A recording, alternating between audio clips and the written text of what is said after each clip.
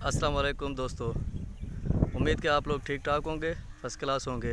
ये टंडोला यार का एक गांव है बाहर खान मिर्जत, उसके व्यूज़ आपको दिखाते हैं, आपसे शेयर करते हैं।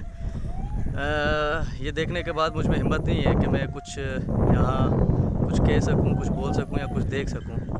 अल्लाह पाक अपना रहम व करम करे हम इंसानों पे।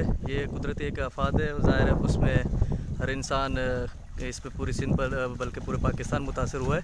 अल्लाह पाक सबको खैर व आफियत से रखे।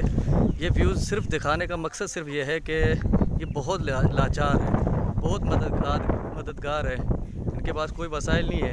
ये मैं सिर्फ एक छोटा सा व्यूज़ आपको दिखा रहा हूँ जिसमें इनके जानवर तक तबाह हो चुके हैं। ये आप मेरे राइट लेफ़्ट चारों तरफ पानी देख रहे हैं।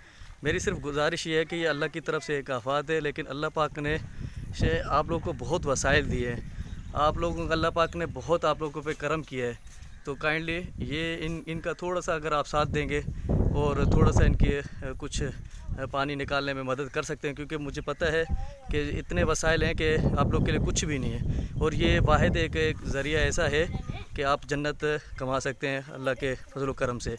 तो बस ये इनका रहना खाना पीना सारी चीज़ें, ये एक छोटा सा। इसके अलावा एक मैं आपको 2-3 घर भी दिखाऊंगा जो कि बाहर खान मिर्जत में, जिन्होंने अभी रिसेंटली रिटायरमेंट 25-24 साल अपनी सर्विस देने के बाद रिटायर हुए, जिनको तकरीबन 26 से 27 लाख रुपए मिले और 22 लाख रुपए उसका घर बना है, और वो बिल्कुल डूब चुका है और अनकरीब 2 से 4 दिन में गिर भी सकता है क्योंकि बिल्कुल डैमेज हो चुका है। तो अल्लाह ने जिन आप लोग को इनके बाहर खान मिर्जत के आसपास बड़े ज़मींदार बड़े अल्लाह वाले लोग रहते हैं, अल्लाह पाक उनके रहमों में दिलों में रहम करम फरमाए और एक इनके लिए कुछ हो सके तो काइंडली ज़रूर सोचिएगा, क्योंकि ये भी इंसान है, ये इनका भी दिल है, ये रो रहे हैं। इम्मा से बाखुदा इनको रोते हुए देखा है, मैं ख़ुद मेरे आंखों में आंसू हैं कि मैं इनकी क्या फ़रियाद कर सकता हूँ।